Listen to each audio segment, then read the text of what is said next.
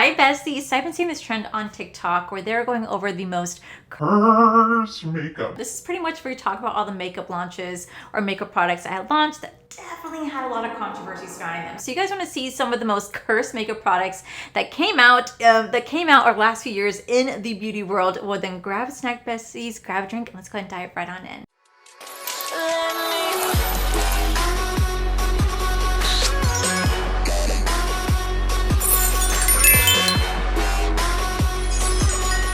Okay, so like I said, I've been seeing this trend go around on TikTok where people are talking about the most cursed makeup products, and I thought it was such a cool idea that I kind of want to bring it over here as well, because there are some makeup launches that happen that I completely forgot about, or some makeup products that launch. I'm like, oh my god, yeah, I remember that. So I thought that'd be really cool to kind of go over some of the top products that I saw mentioned, as well as some that I found on my own or that I remembered from previous controversies. So we're going to start off actually with Manny MUA's collaboration with Jeffree Star Cosmetics. Does anyone remember this collaboration right here? Because I do. I remember this so vividly. Now, I never got my hands on this launch because when I first discovered YouTube, I actually discovered Raw Beauty Christie. She was doing like an ABH liquid lip video, like their fall liquid lip. I also discovered Katie and Desi, as well as Manny MUA, Laura Lee, Kristen Dominique, Jaclyn Hill. I kind of discovered them by the late 2016, early 2017 is like really when I really got into YouTube and like was watching beauty on YouTube.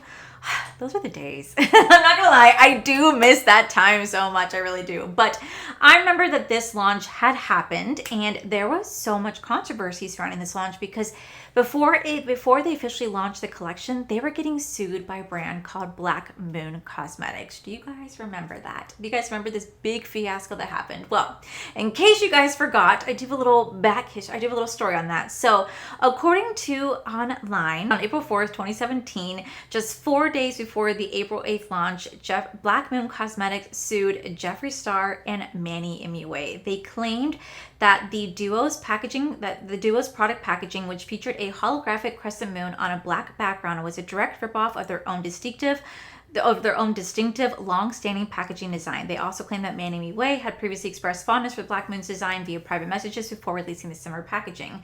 Now, they did file an injunction to stop the sale of the collaboration and sought damages, including all the revenue generated from the infringing items. Now, here's the thing. It actually did get resolved right before launch. So on April 6, 2017, Jeffree Star and Manny MUA announced that the issue had been resolved. Black Moon Cosmetics confirmed that the lawsuit was settled under confidential terms and that the highly anticipated Jeffree Star Cosmetics as Manny MUA collection launched as originally planned. So I'm pretty sure they definitely settled out of pocket, or they definitely settled like, hey, you're gonna get like 10-15% of this. I don't really never know what went down. I mean, they never really talked about it.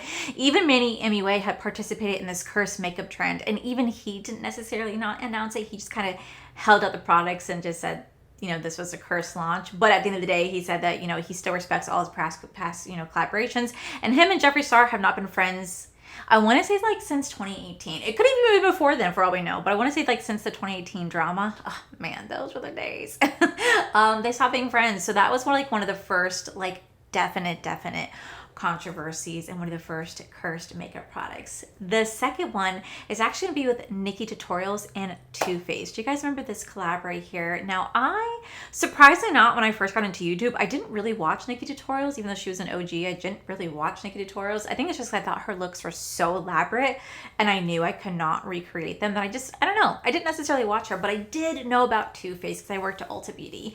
And I remember when this collaboration, launched, it was so hyped. I mean, like anything that Nikkie put her name on, it was sold like crazy. It was like a 5-star launch. People went raving over it. But this particular launch right here, people felt kind of disappointed because they felt that the shades were very lackluster and didn't give the same type of payoff that typical Too Faced products do. They had a lot of backlash when this launch happened because they felt that when it comes to Too Faced, a lot of their holiday launches, they say they're very lackluster and they're very underwhelming in the actual product itself. And like the pigmentation just seems very different. The formula seems very different, almost as if they kind of cheapen it to make more dollars out of it is how people are kind of describing it. And that's how they felt about this launch right here. Then it didn't come out until later on that Nicki only got $50,000 from this launch. Like she was locked into a $50,000 contract. She could have made so much more, but they capped her at $50,000, and that blew up. I think because Jeffree Star once again kind of like threw it out there for everybody to know, and she kind of notoriously she kind of backed off of them, didn't want to have any partnerships with them, just kind of stopped talking about Too Faced. They definitely had a big falling out because of it. And then now 2026, she's doing a paid collaboration with them over on TikTok. If you guys did not see, she teamed up with Too Faced to talk about the new peach collection, and she even said, I know, like who would have thought. Now I'm hoping that this time she got the coin that she deserved, but the fact that she was capped, now granted $50,000 is still a lot of money, but compared to what we've now seen other influencers make off of launches, she definitely could have made a lot more, but this definitely still caused a lot of controversy, a lot of backlash, and it's why I considered it a cursed makeup product. Next, who remembers these brushes right here? I honestly forget what these brushes are called, but I used to call them like the toothbrushes of makeup. Like that's what I used to call these. These never worked for me. And these were like really expensive brushes too. Like I feel like every single brand out there had these brushes. And I remember I fell for it. I bought into it and then I used it. I'm like, what does this do? Like I tried the nose contour, the face, the bronzer, everything. I tried everything these brushes had to offer, and I just felt like it just pushed the product around and didn't actually absorb into my skin. But at the time I was like, oh my god, this is so great, like oh my god, all the beauty influencers love it, I love it too. And then like I'd be putting it down. I'm like, I don't understand this brush is shit. Like I just would literally put on like my foundation and it would just be so streaky. It would not just, settle into, it'd be so streaky. It would just like leave weird marks on my skin. I'd go to work, people would be like, oh, you know what I mean? I'd be like, yeah, I don't know. Like I was so naive and I thought I was just the shit because I had something that all the beauty YouTubers raved about and I absolutely hated these brushes. And then I didn't find out 2 years later that so many other people felt the same way, but yet we all fell for it. I think it was like a FOMO thing where like we had to have the toothbrushes, right? Like we had to have these toothbrushes and they sucked. I still don't get them. I wonder if anyone still has them. I threw mine away a long time ago. Up next, does anyone remember this mascara right here from Sephora? This is the upside down mascara, and this is like a two-part where you put it between your lashes to like put on like your mascara, and it was a very weird product. Now I wouldn't know if you had fully called this curse, but this definitely caused a lot of people to kind of talk about this because it was very weird. And it was just one of those products that like you'd want to try just to say you tried it, right? To see how it worked. But then like you found yourself getting pinched, getting poked, pulling at your actual eyelashes, that I just felt that this was very much a weird product, one that did not work. And had I been on YouTube at the time, I would have definitely reviewed this for sure. I feel like this would have been so much fun to review back in the day. I'm really curious what like past Allie would have said about this. Right now, Allie been like, what the fuck is this shit? You know what I mean? Like same thing with magnetic lashes. I distinctly have a video. If you guys go back, please don't, but go ahead if you guys want a good laugh. I had a video where I reviewed the KKW X Mario collection and I tried magnetic lashes, Besties. Oh my god. I'll just put a little clip into what it looks like. Do you see those lashes? What is that? That's magnetic lashes. I won't do that to this day. And that's kind of like what this vibe was, like that very uniquely gimmicky product that just didn't really make sense. That was this right here. And this to me is definitely still a cursed makeup item. Up next, we have this clear beauty sponge. Do you guys remember this really weird, like clear beauty sponge, but it felt like, I don't know what the material is called, but like a thing that you put down by your keyboard that you have like a little wrist rest, you know what I'm talking about? That little, just like little pad that you have your little hand on for your mouth, something like that. Like that's what this was. That's what this applicator was right here. It did nothing. It did absolutely nothing, yet all of us had to have it. I even had this back in the day because I was like, oh my god, all the beauty YouTubers are talking about it. I have to have this applicator. It did not do anything. It did not put on the foundation correctly or the makeup product. It did not absorb it, which is great, but it just like put the makeup on, and like it's like taking those school paper towels. Remember that whenever you'd have a spill on your cafeteria table and you spill something and you get those cafeteria brown paper towels that just push the water around instead of absorbing it? That's what this is right here. That's exactly what this product did, yet we all had to have it. We all had to have this really weird clear blender knowing that it's absolutely trash and didn't do anything, and yet for some reason it was a vibe back in the day. And I still think it's one of those products that still haunts me to this day, that I remember I bought that and my husband was like, what is that? I'm like, it's a beauty applicator. Isn't it great? No. Up next, a definite curse makeup product for me was this roller lash. Do you guys remember these roller lashes? I think if I go back way into my early content days, I actually tried playing with this roller lash. This was a pizza cutter of the eyelids. Do you guys remember this? I remember I was so excited because I really sucked at liquid liner. I'm still not good at liquid liner, so I do like eyeshadow liner. And I distinctly remember rolling that on my lid and it was so painful. And I was so scared I was gonna cut my eyeball. And I still could not get a straight line. It was still like, you know, the whole time. So I'm just like, what is this shit? And yet it was all the rave. Everyone was doing it. Everybody was coming out with this product of the roller liner. It's a cool idea of what it could have been, but this was straight up a pizza cutter for the eye.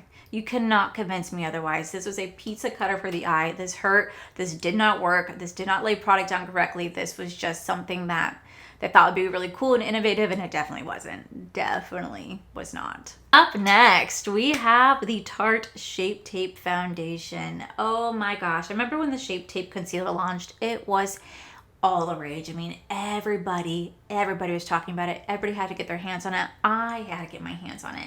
I remember getting it and I just felt like I was so cool because I was like, oh my gosh, like I'm getting into YouTube. I got the Tape Shape Concealer. I was so excited. It was so great. And so they announced the foundation. I was like, this is going to be amazing. Until you actually saw the shade range and you're like, what is this? This is the shade range right here. Do you guys remember this? Do you remember, guys, how they gave us 50 shades of white and like 2 shades of dark shades? This was crazy. This was absolutely wild. And the beauty community went bonkers over this and called the brand out, rightfully so, mind you, rightfully so. And the brand actually answered accordingly. They actually addressed the issue and they pretty much said that they're going to get this, problem resolved, that the beauty community was right. They absolutely dropped the ball on this. They should have definitely been inclusive when it came to darker skin tones. So I do like how they handled it, but at the end of the day, originally coming out, this launch was so piss poor and that feedback was horrible. I don't recall. I remember I did get the foundation later on, but I don't recall people really talking about it after that point. I think people were just so disappointed with how they originally launched it. And then to see the, I need to change out my light bulb. This keeps going in and out. That's why you always see it on or off, because like the light bulb's dying. But yeah, I just remember this caused so much controversy in the beauty community, one that people did not forget. Another beauty product that caused a lot of controversy that I consider cursed makeup is the Anastasia Beverly Hills Subculture Palette. Do you guys remember this? Now, when this first launched, people were so excited because anytime the ABH launched a palette, it did phenomenal. Like, it did extremely well. So it did extremely well. Everybody talked about it. Everybody got it. Everybody reviewed it. So when Subculture came out, everybody's like, this is a beautiful palette. This is gonna be so great. And then when they actually tried it, they realized how horrible the formula was. It was super patchy, had a ton of fallout, and barely delivered any pigment. Every single person who reviewed it gave it like pretty much, every single person who reviewed it pretty much trashed the entire product, saying this is one of the worst palettes that ABH have ever come out with. I personally did not get my hands on it at the time. I ended up finding it at TJ Maxx years later. I remember I tried it going, oh, this really isn't that great. Like, now I see what they're talking about. But given how all their previous launches were, how all their formulas were, they really had such a high standard. And when that came out, they really dropped the ball with the pigmentation that it definitely got a lot of negative feedback. A lot of people talking shit about it. People were saying this is the worst palette they ever came out with. And they were definitely not lying. That was definitely one that people were just ripping it to shreds. But again, it just reminds me of the good old-fashioned beauty community. It definitely reminds me of the good old-fashioned, beauty community days. Like those videos on YouTube, man, that was the day. I loved coming home from work and watching the beauty community back then. So good. Up next, who remembers this product right here from Becca Cosmetics? This is the Becca Zero Foundation. Do you guys remember this foundation? This is supposed to give you like a beautifully flawless, no makeup look. It's supposed to clear your imperfections. It's supposed to minimize pores. It's supposed to be like a really cool, like unique zero coverage, like zero color foundation. This product was essentially just primer for the face. Like, this was such a waste of money. I was going to buy it too. I remember talking about it, like I think like an anti-haul before we ever became like New Makeup Places. I think I remember I talked about this and I was like, oh, I'm gonna get this. This is so unique. This is so cool. It's literally just a clear primer for the face. That's all it was. There was no foundation to it whatsoever. And why we bought into it, I don't know. But I just remember everybody bought into this zero pigment virtual foundation that was essentially just a clear primer for the face. This definitely, once it got in people's hands, people were like, what is this shit? And they were like, this is trash. Like, why did I buy this? Oh man. I wonder if they still sell it somewhere. I'm low-key curious to try it again. I'm low-key kind of curious to try it. So for this next one, this one definitely caused so much controversy. Well, technically this person caused a lot of controversy with all their launches, but this one in particular definitely caused some. And it's from Jaclyn Hill, and it's when she launched her Vault with Morphe. Now, when this first launched, people were so excited to get their hands on this. Until Jackie Aina did a review, and she pretty much called out the product itself and how bad the quality was, how the pigmentation was, how it just was not the standard compared to what they are usually used to when it comes to Morphe Morphe shadows. And she called them out, and other people who actually paid for it started getting their products in their hands too, and they all said how bad the products were, how they were just, there's no pigmentation, they're super patchy, they're not blending, they don't have the right like feel to it, they feel really gritty. And Morphe ended up doing a recall on the Vault, pulled it back, and then 6 weeks later they re-released the Vault collection again. Now here's the thing, as someone that's been doing this job for a few years now, I think it's safe to say that whenever a product goes into production, it takes minimum 8 weeks. Minimum 8 weeks for it to go into production, for it to be from the, you send over the final sample to say this is right, they send it, they go, okay, perfect, we're gonna send this in, they pay the production company, and then 8 weeks later you have the final product. It takes minimum 8 weeks. For the most part.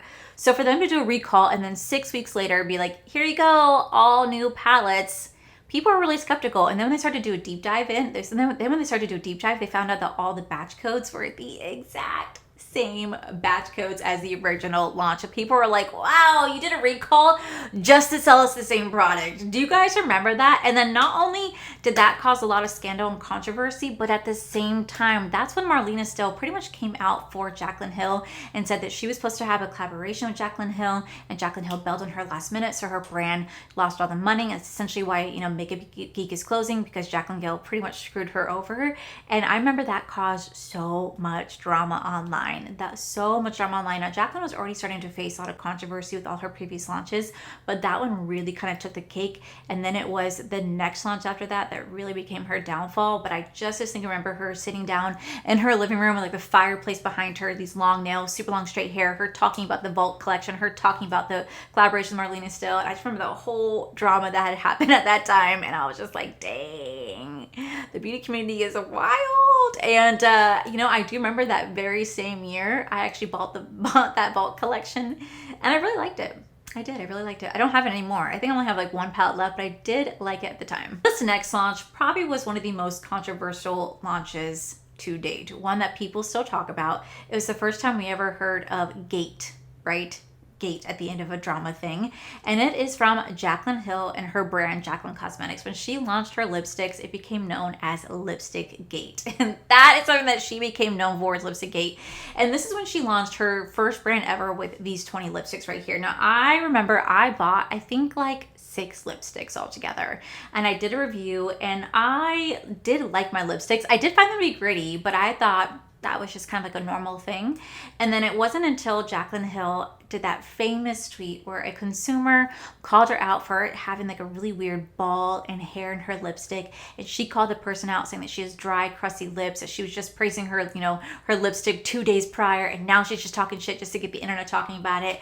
And then more and more people were like, no girl, there's really something wrong with your lipsticks. And then she tried to do like an apology on the couch, trying to blame her manufacturer for wearing like these white gloves. That's why you see these white hairs. And it wasn't until Robert E. Christie did a microscope on her lipstick that they start finding these metal balls, and then it all went all downhill from there. This is probably one of the most cursed makeup launches, at least I think, to this date, because this caused so much controversy. That time frame, every single beauty influencer was talking about Jaclyn Hill, myself included, because I had reviewed it. I have reviewed her products. I still own those lipsticks, mind you. I still own those lipsticks. They are safely put away in a safety box, because I wanted to keep, there's some makeup products I wanted to keep.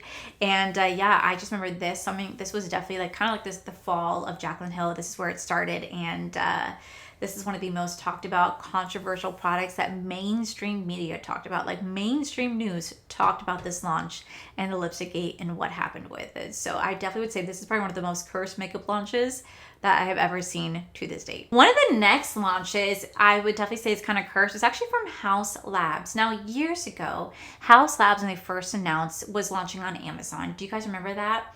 And I remember when I saw Haus Labs launching, I saw that, and I remember in my like anti-haul videos that are now my new makeup release videos, I was like, what is this? This does not scream Lady Gaga. Like, I remember being in my one bedroom apartment in my kitchen filming this, being like, this is not Lady Gaga. This does not look good. Like, who would want to buy this? This is like what she's going to put her name on. I remember being so like, wow, that is just such a money grab is what I felt that it was. Because I know that, you know, Ariana Grande had just come out with R.E.M. Beauty, and then like this followed not too long or right before it. And I just remember it just looked so much like a money grab. And so they decided to pull back because I saw a lot of people talking shit. A lot of people were giving them, you know, a lot of people were coming down on them for their packaging, for the formula, for what they're coming out with, being like, there's no way this is Lady Gaga's brand. So they decided to reformulate, decided to redo their entire brand. And about a year later, they came out with these products that they are now known for to this day. I think the rebrand definitely did save their brand. I think that had they kept it originally the way that they were launching it, I think that had they not rebranded, I don't know how well the brand would have done. I don't think it would have been a brand that people really would have talked about, but they were smart.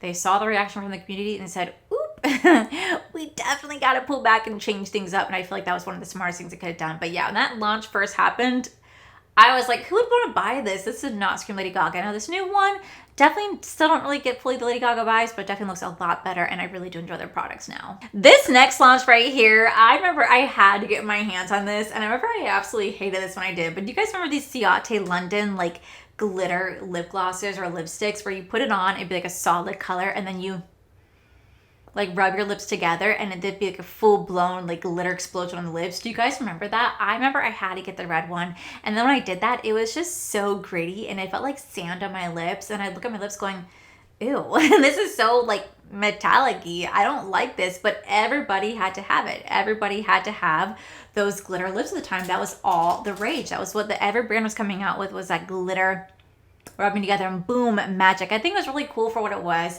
It was unique. You didn't really see a lot of brands like that out there at the time, where you were putting on a solid lipstick, you rub it together, magic would happen and glitter would come out of it.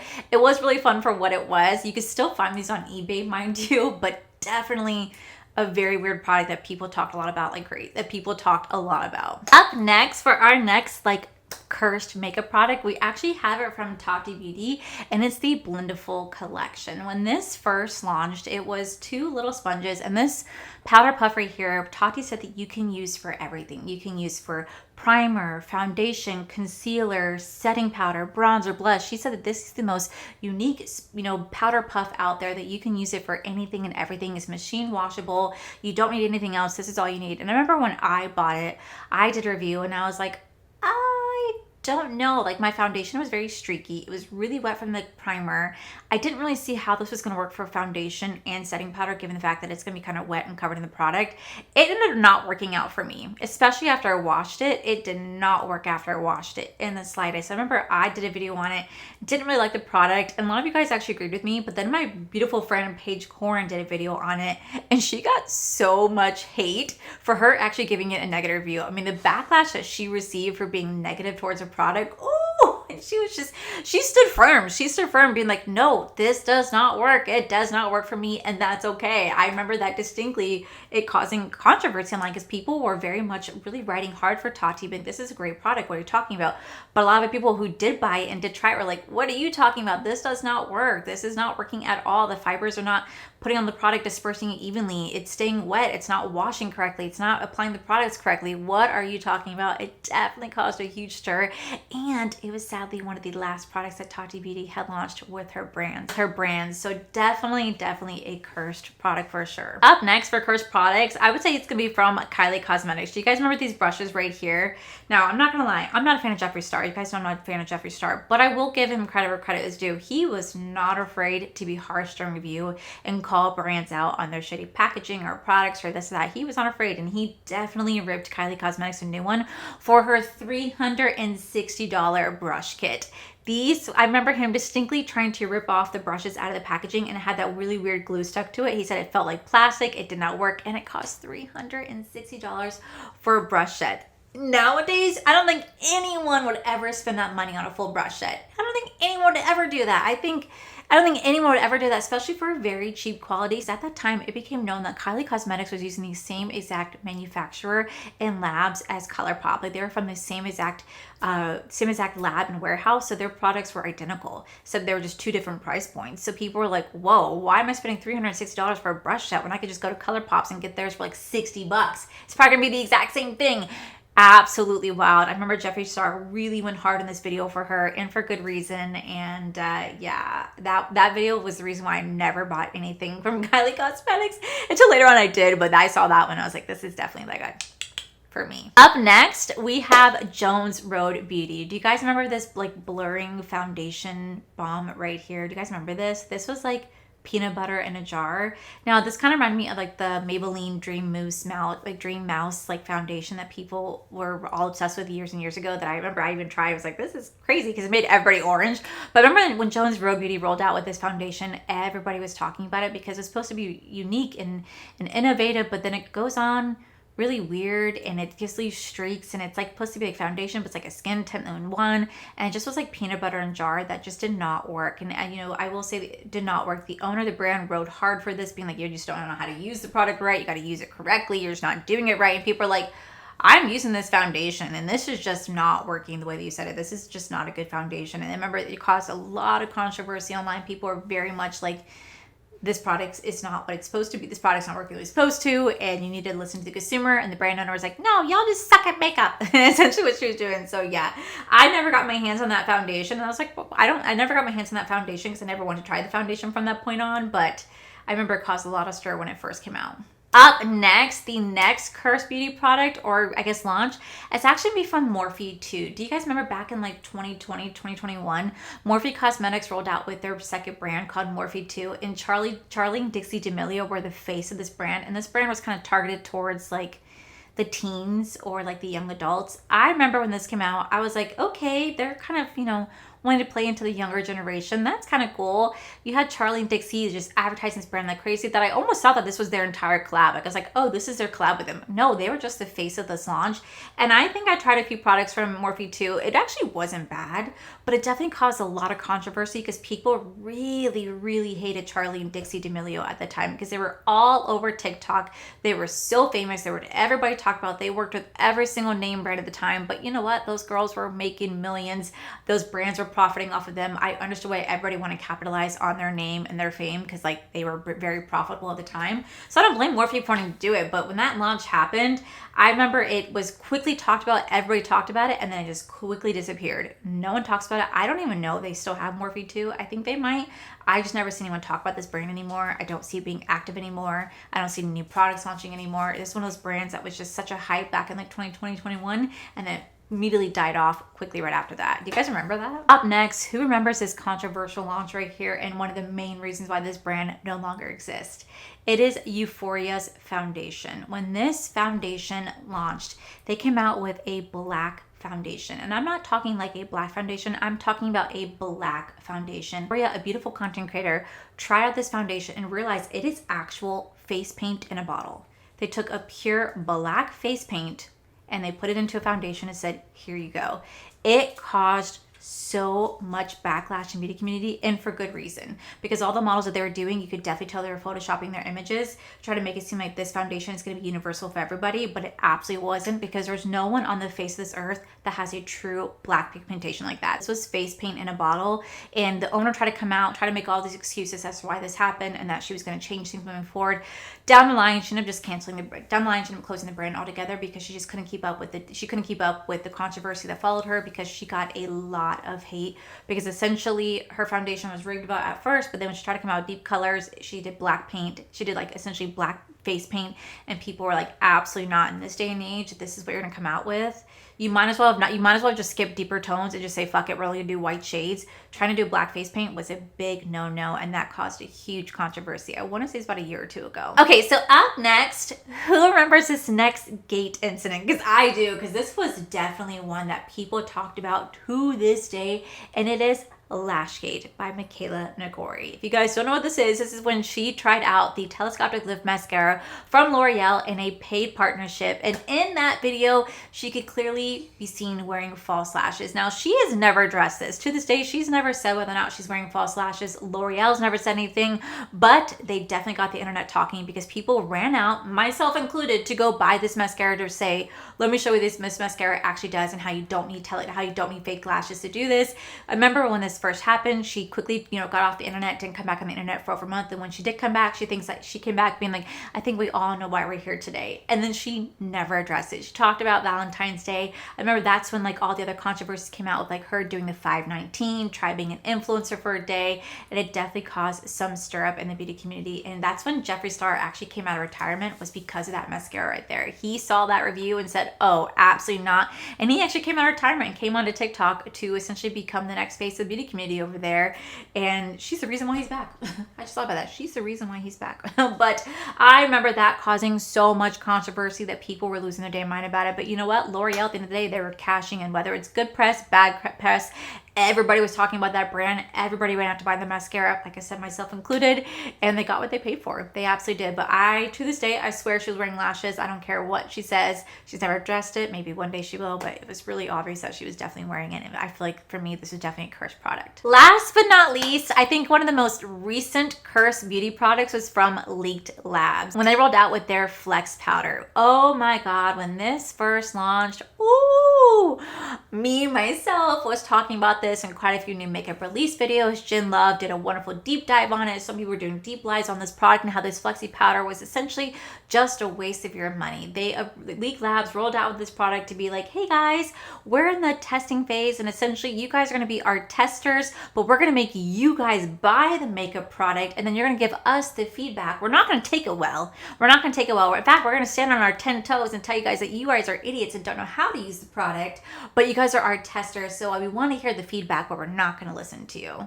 And it caused so much controversy. People were ripping them to shreds. Because essentially they were selling us literally a lab tested product, which I get that that's what their brand is about, trying to be like, hey, we're trying to be innovative. We're trying to come out with products that brands said no to, that we want to turn into something. But instead of doing an actual consumer feedback where they say, hey, test this product out, let me know your thoughts before we finally finalize it, send it off to production, let's become a final product. They wanted us to essentially be the guinea pigs and pay for it. And then when we do give our honest criticism of it, they were not accepting of it. They said, absolutely not. You guys know what you're talking about. We're the expert here. They got a huge awakening when it came to this launch. A lot of people gave it a lot of people gave harsh criticism to it, to the point that they actually ended up giving refunds to every single person who did purchase their Flexi powder and who wanted a refund. They were offering refunds, no questions asked.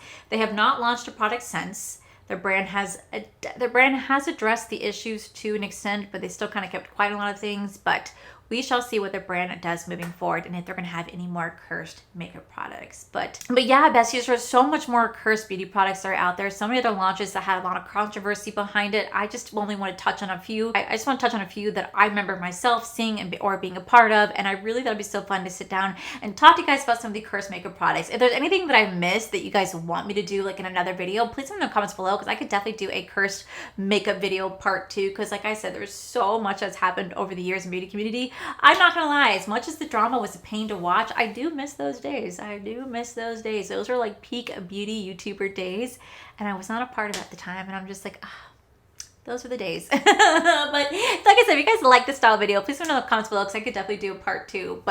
And please let me know in the comments below with some of your most cursed makeup products or launches that you guys remember that I could definitely talk about next. But with that said, besties, that is it for today's video. If you guys enjoyed today's video, please make sure you guys give this video a cheeky thumbs up. Don't forget to subscribe to my channel if you guys have not already. So I do post 3 to 4 videos every single week. Make sure you guys head to my other channels, are for life. You guys get to see my cool, wonderful adventures, my amazing husband, Corey. And as always, the biggest thank you goes to beautiful, wonderful patron members you guys see right here. Thank you guys so much for everything.